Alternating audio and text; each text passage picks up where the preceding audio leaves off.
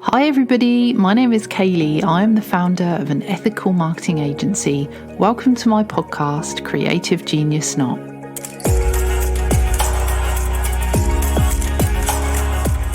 In this very special episode, I welcome to the pod three very inspiring women who all bring something very important to today's modern workplace. So, lovely listeners, it's time to fill up your cup.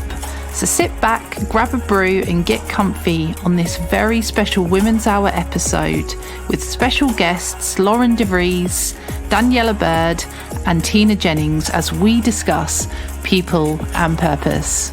Hello and welcome to the first Women's Hour podcast on the Creative Genius Not. And we've got three awesome, inspiring women with us today who all work within providing some purpose-driven service where we really sort of focus on the people. So we're going to go around and just introduce ourselves and say who we are. So I'm Kaylee, I'm from Koala Marketing. I'm the host today, which is an ethical and green thinking marketing agency. And I'll throw it over. So Tina, tell us a bit about yourself and your business.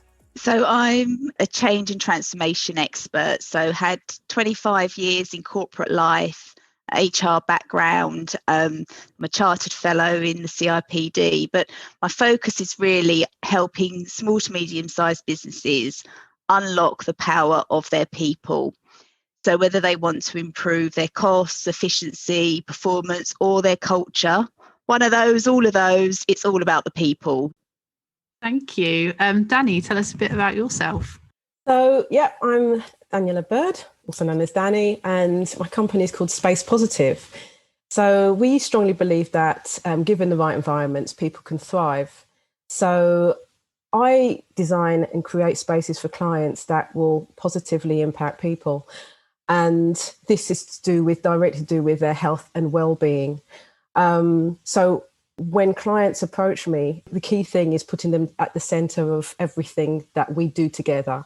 That's the utmost importance. So if they are looking to repurpose their environment because they're going back into the office now that things, the lockdown is starting to ease off, I would be able to assist them and look at the importance of creating safe environments for them.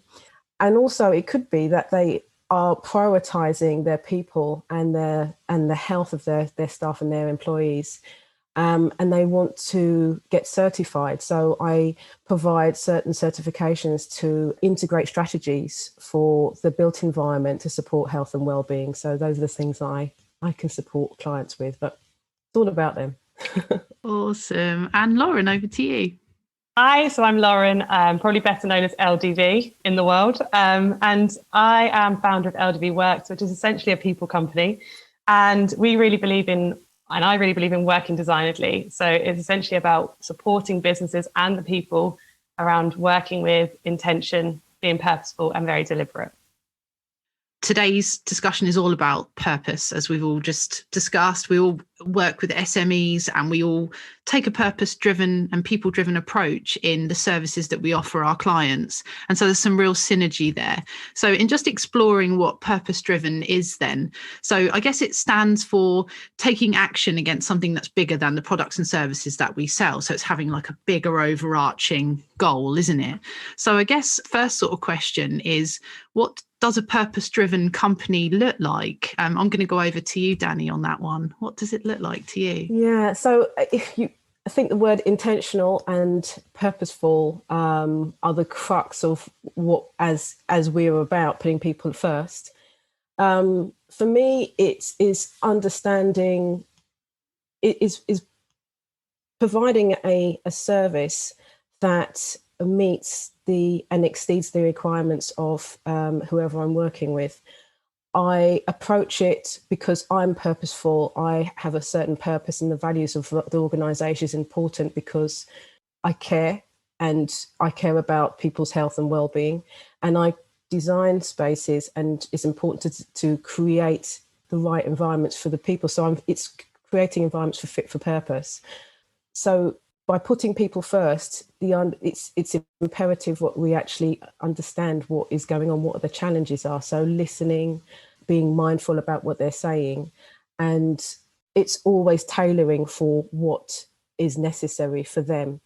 And so no client or none of the companies that I work with are going to be exactly the same. They may have similar themes of what they are having challenges with, but when you start to listen to the actual team member or the person that you're kind of working with and looking at the activities and kind of really considering what they're doing, it's going to be quite a unique solution to some of the issues that they have. So putting purpose in means creating a sense of something that is why you're doing something. What is it and why is it that is going to be important for that person or that organization?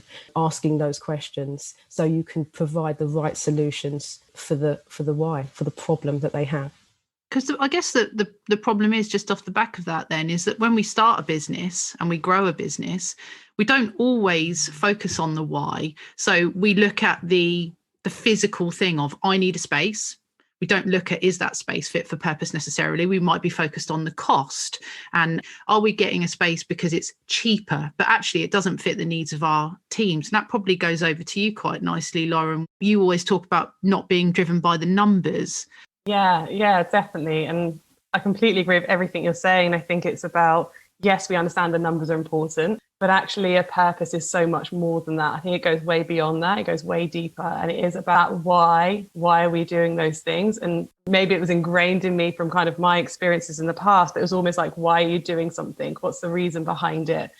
Tina, you'd be a really good person to shed some light on working in corporate for so many years and being within these companies and seeing a real shift in the way that purpose is being looked on now. Can you share with us a bit of your experience on that? Any business needs to be really clear on why they are there. What is the vision? What is the purpose? What are we here to do? Yes, we're here to make money, but there's always there's a something that you're there to do. And unless you're really clear on that, you are unlikely to align your human resources, your people, your biggest asset, to actually make that vision become a reality. And therefore, my work always starts with, what are we here to do? What is the vision? What is the purpose? What is the, 5 years from now, what does it look like? And then working it back in terms of, right, well, what has to be true to get us there?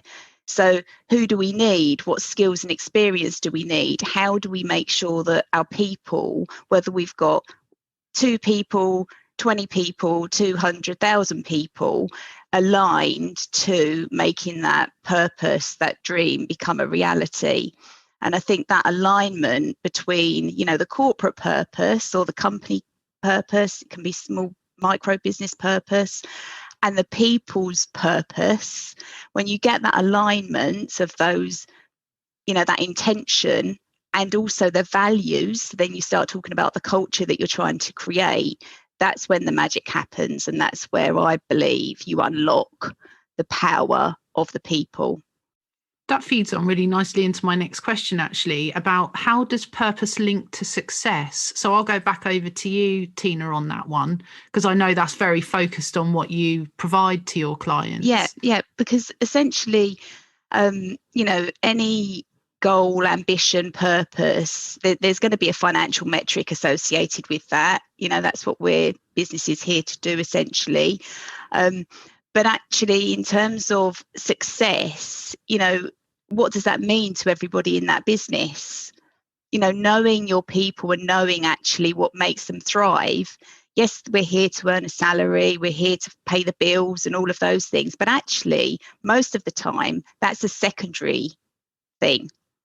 That's just one thing that actually, if we don't feel that we're really making a difference, we're really contributing, our strengths are being leveraged appropriately, that's when we're not being developed, all of those things, that's when we start to disengage. And actually, that's when we start to feel that we're not being successful. It's not about the money. It's actually about my contribution to the purpose or my contribution to moving this forward, and what I can personally give to the business. And the more that is in alignment with the overall business purpose, the leadership, all of that working as an ecosystem, that's when you get the success. Of course, you need metrics and measures, all of that, but actually it's much more for me around that human connection. Absolutely. Danny, you can probably shed some light on how does the space and the positive space and the people feeling positive within that space, how does that impact the success of a company? Environments can create a positive impact on the type of behaviours that people do. So let's go back, let's kind of look at what's happening right now in the pandemic. I'm hearing lots of organisations, and I'm not only seeing statistics, but hearing directly about how people are feeling. On one hand, they want to connect with people, they want to go back into the office, but there is a sense of, are they going to be feeling safe? Are they going to be looked after? Is the safe going to be hygienic to their level? And then when they do go back in, what does it mean to have that? Because the experience of working in an environment now is going to feel a little bit different to how it was previously. A lot of people are still going to be wanting to work from home. And when they do go back into the office, what kind of experience is that going to mean to them? There's a lot of isolation now. So when they do connect, they'd want to feel that there is that social interaction, which is so important to them. And it helps an organisation kind of create with their staff a sense of belonging. And it's difficult to kind of create that virtually.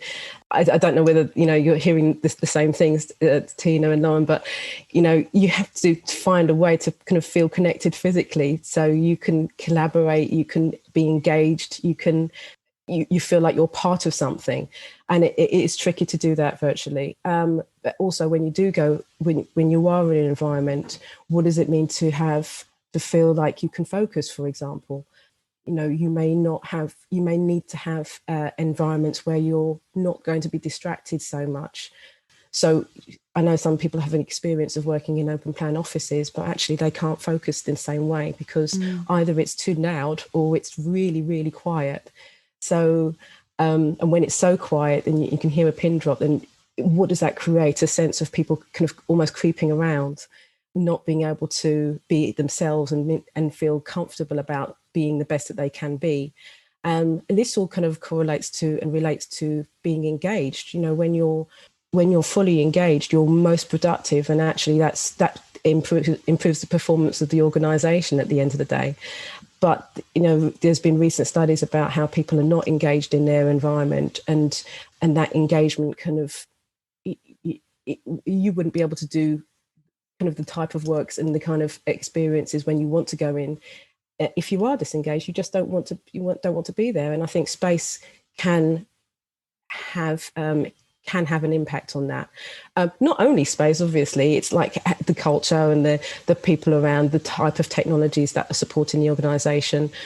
Those are all enabling how people are engaged. But I think the space can have a positive way of feeling when you get in there. Do you feel safe? Do you feel like exactly where you'll be able to go to work fully and to your to the best that you can do? Or when you go in to collaborate and meet with your colleagues, is the right environment for you to speak and be psychologically safe, for example? Can you speak openly and comfortably and be able to challenge in a way that people are conducive to that, and they're open and you feel supported in that way? It's not only the physical space, it's the psychological impact of the space that you can, it's important to try and create. Absolutely. I mean, companies have gone as far as to pumping white sound into the air and, the sounds of rainfall or birds tweeting to bring that, that whole biophilic design piece in to take the edge off that silence. I mean, we're definitely all individual learners, aren't we, in the way that we learn. And that probably goes on nicely into what you do, Lauren, with working designedly and creating tailored development programs for people. It is all about how different people learn, how different people do things. And I think, like you said about the environment, like one of the things I've been talking a lot about when people are working from home is change your space. Like if I'm doing my finances at my desk, great. It's very formal setting. But actually, if I need to be creative, then I'm going to a room where I'm able to do that. If I need to reflect or really learn something, I'm going to go to a different space. And that really impacts me because I know that. And I think self-awareness to this is so key. And I think that's from a human aspect in terms of our own self-awareness, but I also think it's from a business point of view. How aware are we as a brand or a business of actually who we are as a business, who we are as a brand, what's the personality behind that? And that all has to gel and connect, like you said. And it's been so interesting speaking to a lot of people recently where they've actually lost that connection because they're not having the coffee conversations anymore. You know, one person I spoke to would always have coffee conversations and have these creative ideas sparked, you know, with what they were doing. And now they're completely lost that, and they've gone into a very detailed, logical role, which isn't sparking anything for them in terms of energy and engagement. So they're losing that purpose almost through it. And I think it's very important for companies to recognize who the individuals are, and how do we support them in the best way that's really going to light them up, you know, and get them to perform at their best. A lot of these forward-thinking companies are creating what they call collision zones, where it's a quick space, a creative space.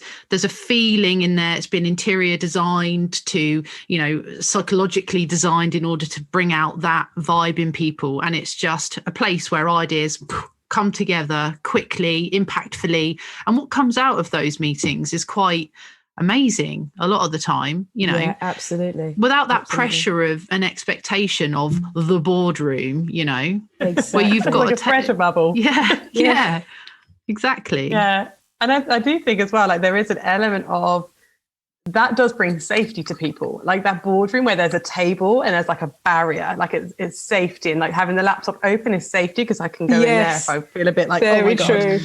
Whereas when you take all that away, that is quite vulnerable for people. And I think how you manage that, again, is so important because not everyone's going to feel safe with that. Whereas if you're very creative, you know, probably a lot of us in the room, I can feel we are, we'll love that because actually that's where we thrive. That's our vibe. But for other people, actually, that's a really vulnerable place. You made a really good point about that, because that kind of goes on to psychological safety. It's like, how do you ensure that everybody in the room can feel that they don't have to, they have a voice and they'll be listened to and they won't be judged, and they have the ability to share their own experiences, whether they are extroverts and they can easily kind of be comfortable about speaking up and you know, being in an environment where they can express themselves, or more introverted where actually they need to have a little bit of space to kind of have a think and maybe not immediately be saying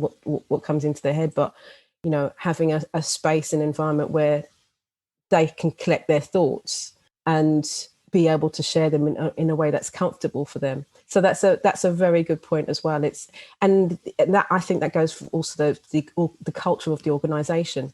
Does the organisation allow that to happen? Do you feel that when you go in? That's exactly what I was, as you were both talking, it's the cultural norms. It's like the story we tell ourselves that the boardroom, the laptop in front of us is a safe space. Yes, I know that some people that's where they may work best, but actually if you actually set the expectations and, you know, behavior breeds behavior, if leaders are kind of standing up, walking around a space, you know, actually it just becomes, that's just how we roll. And, you know, that person's an introvert, that they want to be quiet over there, then that's how they do it. But it's actually about cultivating that space, that intention, you know, and again connected to the purpose. You know, if you co-create something, that's when you really are able to unlock all of the diversity. You know, all of us in our technicolor have the conversation with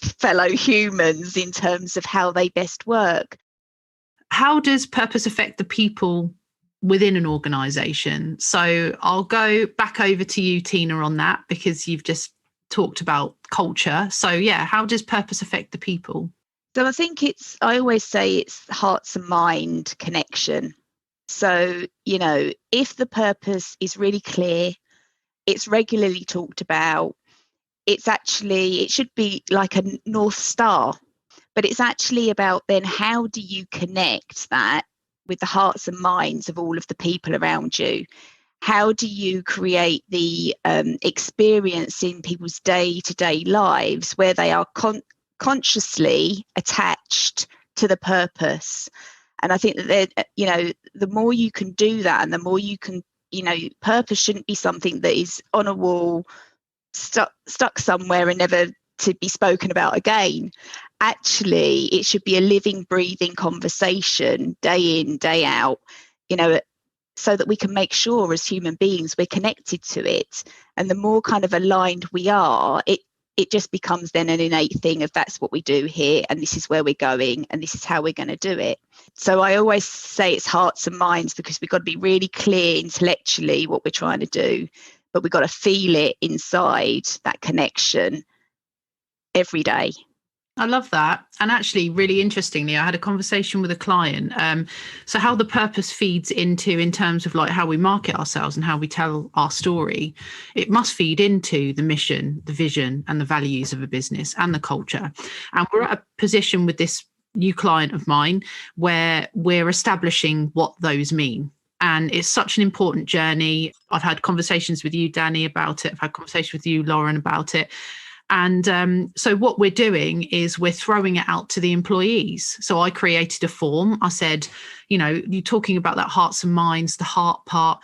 Let's see what words, what feelings people have working for the business and what they think a customer feels working with you. And actually, then you often get that buy-in, you get that connection, isn't it? Essentially, I guess they walk the talk. Exactly. Yes, yeah. And they feel valued.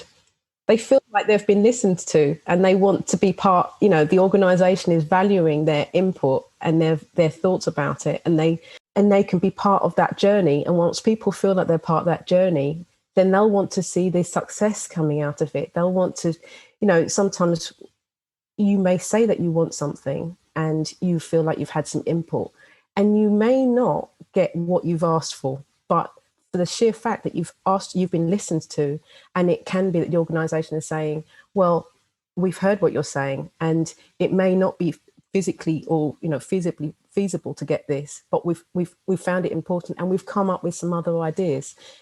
It's the way the organisation culturally takes people on that journey and feels that they are important to be listened to, and that what they feel that their values are can be actually taken on board by the people who are going to be working those values and delivering those values to the clients, can only see positive, a successful output from it, because you're giving something and you're being asked to be asked to trust and asked to be valued. You want to fit. You're engaged in it already.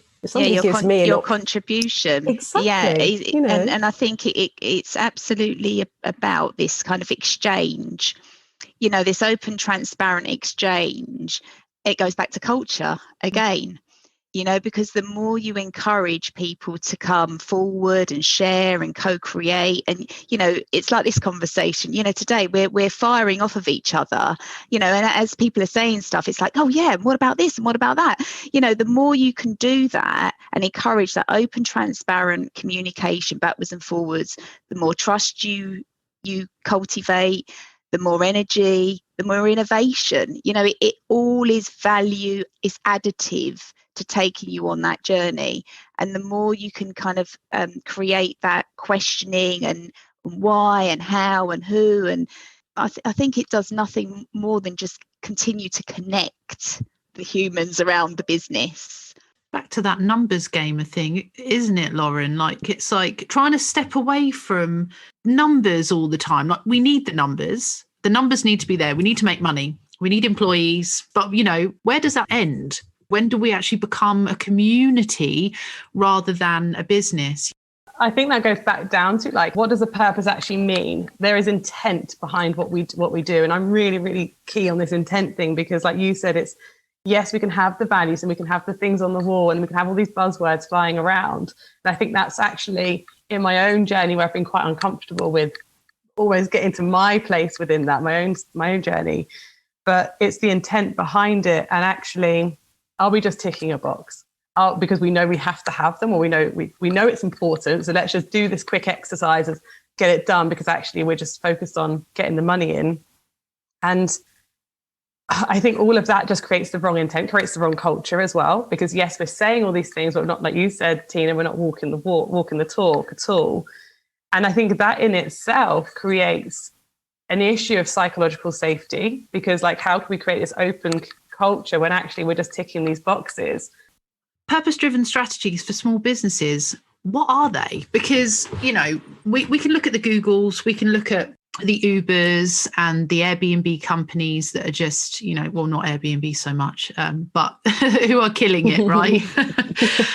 These companies that are doing really, really great job, and they're growing unicorn hyper growth rate, and they have all this resource and budget to spend time and money and have purpose-driven managers, people that have these roles that just look at the purpose within a company and make that work. Small businesses very often have small budgets. They don't have massive amount of resource. What advice can we give them today that will help them to ensure that they're taking a purpose and people-driven approach? Yeah, I actually don't think you need a budget at all, apart from time and the people to talk to and engage with. I think that's what it's about for small to medium-sized businesses, being really, really clear what your purpose is. What is it? Why are you doing it? What's behind it? What's the intention? How is it going to look and feel for your customers? It's really kind of, what are you there to do? And then it's how do we all get on that bus together as a business, and how do we communicate clearly in terms of what that purpose is, what we expect of you, what do you think about it, could it be better? It's that two-way, it's that exchange conversation that we had earlier in terms of how do you connect your purpose as a small business with the people the resources, the people that you've got in your business. And that for me is around making sure that you're clear about the purpose. You actually have two-way conversation with people so that they understand, and they really understand what's behind it and the intention. And also they are able to then connect, what is my role? What's in it for me? How can I contribute to that purpose? And that then also kind of brings out the fact around, the values, the behaviours, all of that stuff, because we actually have to talk about what that looks and feels like in order for us to achieve the purpose. So for me, it's not about spending loads of money on stuff on the walls and all of that kind of stuff. It's actually just about having human conversation continually about what it is, why we're doing it, and how we're going to make that come alive together. I think recruitment can play a big part in it though as well, can't it? Because I'm a sustainable thinking business. Well, to some people, that's really not a priority to them. And I get that. I guess for me, looking to take people on to come and join my organisation, they need to have some interest in wanting to make the planet greener and want to take those steps. There's only so much education you can give them when sometimes it comes down to a core attribute. And I guess that's where the recruitment stuff comes in, right?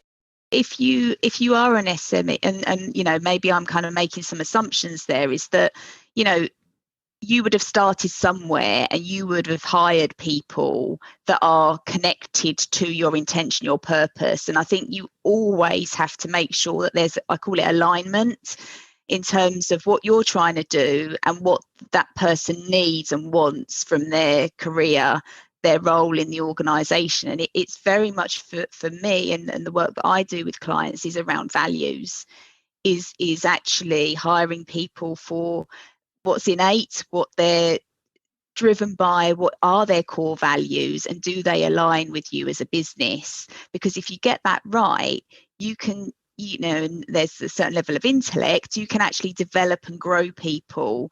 It's probably, with a small business, you're exactly right, Tina. It's so much easier because the founders and the people that start the business are more heavily involved in all the decisions, right? But as the company gets bigger and it probably approaches that medium size, now we're quite a big business phase, then you're hiring people. Sometimes that focus isn't necessarily on recruitment. Maybe you've hired one person and that person's hiring all the wrong people. You're right. It's maintaining that level of detail, isn't it, at every stage, but it does fall down. It does become harder to achieve, whether it's time, whether it's, focuses on other areas of the business and stuff. I don't know if anybody else has got anything on that. I think that's the benefit of doing the check-in sometimes. If there's resources available for an organisation, so people can speak up in a way that is they're comfortable with, and it may not just be one, it may be a number of different resources that people have the ability to share. It could be, they have some ideas, and then not just kind of assume that because people are working, business is happening, that it's all going okay, because it may not be, and they need to have a chance to say, actually, I'd like to be listened to, and these are the ideas that I feel like I can contribute to the organisation. And I think you're absolutely right. And I think, again, it goes back to building a culture and cultivating that open, transparent behaviours of everybody has a voice, everybody is here for a reason. We don't just pay people just to be, we pay them for their experience, their backgrounds, their diversity, all of those things. And actually, the more you can cultivate that I was talking the other day to somebody around performance management, and they were saying about, the old school annual review. And it's like, well, no, for me personally, and the work I do with my clients, it's not about that. It's about real-time engagement, day in, day out, feedback, continuous feedback. It's about you as my employee giving me the feedback and vice versa, and actually just having this continuum and exchange as we grow and develop and build the future together. And I think that every touch point of the employee experience has to connect back to the purpose, the values, getting the best out of everybody around the business. And I think that is that two-way communication for me. But I think as well, like, as we're recruiting people, generally in a subconscious level, we will tend to recruit ourselves. When we're a small business and the founders are doing the recruitment, of course, we're going to get probably people that are very similar and like-minded. And as that grows and you're hiring other people, that can then start to get diluted, because people will start to, because they create a feeling. It's like, I like them. That's a big part of what we do. And one of my biggest lessons I learned was I always when I first recruited someone, I was 19, I recruited them based on their CV. They had the most amazing grades. They were fantastic on paper. When I met them, they were kind and nice. And I very quickly learned from that was probably the biggest mistake I've ever made, because they had amazing grades, but there was no kind of common sense, or in the nicest way. And it just didn't work in the world of from a retail perspective, what we needed the people to do. And very quickly from then, I just shifted my mindset to say, I'm never going to see a CV again. I want to get to know the real person and get them really comfortable in a recruitment phase of just having a conversation over a coffee, and not them coming into an interview with their guard up, putting on a show, because that's not real. And if you can get to the real person behind that and just have the conversation, I think you then understand whether they're a good fit. Because like Tina was saying, it's very much around like you can teach soft skills to a point, and you can help and everything else. But if you've got someone who's got a can-do attitude, who's willing to learn, who's open-minded, who wants to grow, that is going to really drive a business forward. And I think as businesses grow, it has to become very clear on who do we need in our business for this particular role, and who do we need for this particular role, and making sure that whoever is doing the recruitment is aligned with the vision, the purpose. Yeah. And also for them to recognise and have the opportunity to see if they feel that they're a good fit for the organisation. Yeah, exactly. But I think before you even get to the kind of, that recruitment process, you're right, Lauren, in terms of having a variety of people in that process, so that, Danny, it is a two-way relationship. Is this business right for me? And are you right for this business? And the more you can actually get peers involved in the recruitment process and so that they get a really full understanding of the culture, and that the words and the actions and the behaviours that they experience before they're there, they've got a good feeling about that. And I think the key thing is to that open transparency again, in terms of what you sell to somebody coming in. There's no point in selling anything, because when you do that, you're setting yourself up for failure. Yeah, there's a company that actually offer, I think after the first 2 weeks of working there, they offer £1,000. Yes, I've heard that. I don't know, I can't remember who that is. Yes. Oh my gosh. Seriously. It's Zappos. Yeah, and actually the uptake, because you think, oh my God, what if everyone just takes £1,000? Like, return on investment wise, that makes no sense. But actually there isn't a high uptake, because the recruitment process is so good. And their behaviour, they really put some grit behind their values and purpose. I mean, they take it to a whole different level. I just find that fascinating. I think it's such a good way to be like, we are so committed to having the right people here for both parties that we're going to offer you money to leave if it's not right. How can leaders harness the power of a purpose mindset? And in that question, it would be good to understand, if there is a stick in the mud, how we can get around that, because, you know, sometimes the person that approaches isn't always the final decision maker in a business. So how can we harness it with leaders? My first thought on that is actually trying to understand what's going on in the head of the stick in the mud, to understand, well, why are they being the stick in the mud? You know, because quite often when you actually dig into what's going on in the mind of a leader like that, you uncover a whole host of things in terms of why their behaviour is the way it is, or what's standing in the way, or where they've got their nervousness in terms of being different or open. So I think that would be my first port of call, would be to explore and be really, really curious about what's behind the stick. I think there's something in empowering people to understand how to communicate with the stick in the mud. If you're trying to communicate upline, then actually that in itself becomes a bit of a barrier. And if I work a lot of kind of characteristics and behaviors in people, in the sense of, if you're one type and then you're talking to someone who's opposite to you, then essentially that communication barrier is going to be really, really tough. And they probably just don't understand what it is you're trying to say, or you're not communicating in the right way where they're able to go, okay, that's clicked for me now, and I understand the importance of this. So I think empowering people to be able to have those conversations, again, through self-awareness of how they're maybe not communicating in the right way, can get better buy-in as well, I think, from that. Just to conclude then, it would be good to understand for the listeners how purpose is relevant to the services you each provide, and the benefits to your services in terms of sort of that purpose and culture piece. So start with Danny.